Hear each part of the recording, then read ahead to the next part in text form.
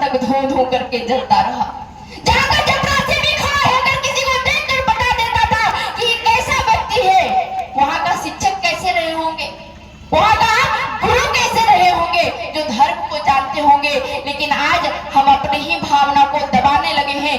शिक्षा के माध्यम से हम अपने धर्म की राजनीति को विरोध करने लगे हैं।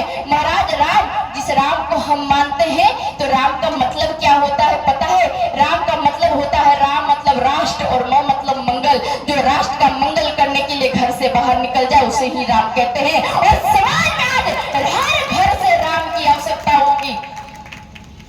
आज समाज में हर एक युवा के अंदर राम होना चाहिए, वो मर्यादा होना चाहिए।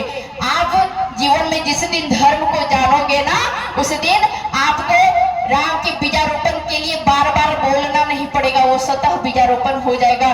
क्यों? क्योंकि हम सनातनी धर्म को हिंदू कहकर पुकारा गया। हिंदू का मतलब क्या है? बहुत दिनों तक लोग हिंदू नहीं कहलाना पसंद करते थे। लोग पूछता था कि आप कौन हो, तो हमारे समाज की विडंबना देखिए, हम बड़े सुंदर से कहते थे। जब पूछे कि आप कौन हो, तो हमारे समाज से आवाज उठता था कि हम पाठक जी हैं, हम मिश्रा जी हैं। बड़ा सुंदर आवाज उठता था, हम सिंह जी हैं, हम राजपूत हैं, हम बनिया हैं, हम गुप्ता हैं, हम साव हैं, हम माचा हैं, हम दास हैं। लेकिन एक व्यक्ति नहीं बोलता था कि हम हिंदू हैं। आज हमारे समाज को बांटने का काम होता है। अभी बिहार की जनगणना हुई तो उस जनगणना में लिखा गया कुर्मी इतना संख्या में, ब्राह्मण इतना संख्या में, राजपूत इतना संख्या में, मैं तो इतना संख्या में, दास इतना संख्या में।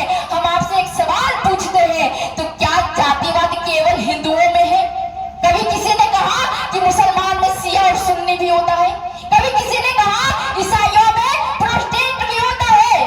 किसी ने नहीं कहा। अरे भैया, उसके अंदर भी है, उन लोग भी पठान है, उन लोग अंसारी है, उन लोग जुल्हा है, उन लोग हर कुछ है, लेकिन उनको बांटने का काम नहीं होता है। आज हमें मूर्ख बनाया जाता है और हमें समाज में जातिवाद में बांटकर और लोग मजे लेते हैं और हमें मूर्ख बनाकर चले जाते हैं। इसीलिए आज आवश्यकता है जगने के लिए, आज आवश्यकता है अपने धर्म को जानने के लिए, आज आवश्यकता है आपके घर में जीवन में शास्त्र तो हो, लेकिन शास्त्र के साथ एक चीज और होना चाहिए। बोले क्या होना चाहिए?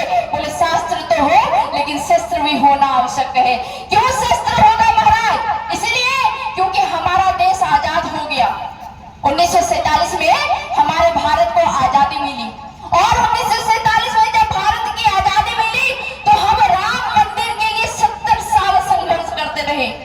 और उस 70 साल के बाद ध्यान आया, संविधान में कोर्ट में जाकर दरवाजा खटखटाया गया कि राम मंदिर हमें मिल जाना चाहिए।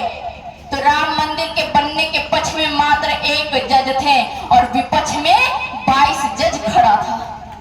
फिर भी लोगों को संविधान याद नहीं आया और फिर हमें बार बार उस कोर्ट में जाकर साबित करना पड़ा कि भगवान राम का कोई प्रत्यक्ष प्रमाण है, भगवान का भी अस्तित्व है। उस कोर्ट से जाकर पूछिए, जो रामनवमी के नाम पर तो छुट्टी देता था लेकिन राम के लिए प्रत्यक्ष प्रमाण मांगा करता था, वो मूर्ख कोर्ट होता था। आज जगने की आवश्यकता है। आज हम सब चुप बैठे हैं तो हमने 70 साल प्रयास किया और जब 70 साल प्रयास किया तो न जाने कितने बार सरयू महारानी लहू लुहान हुई, कितने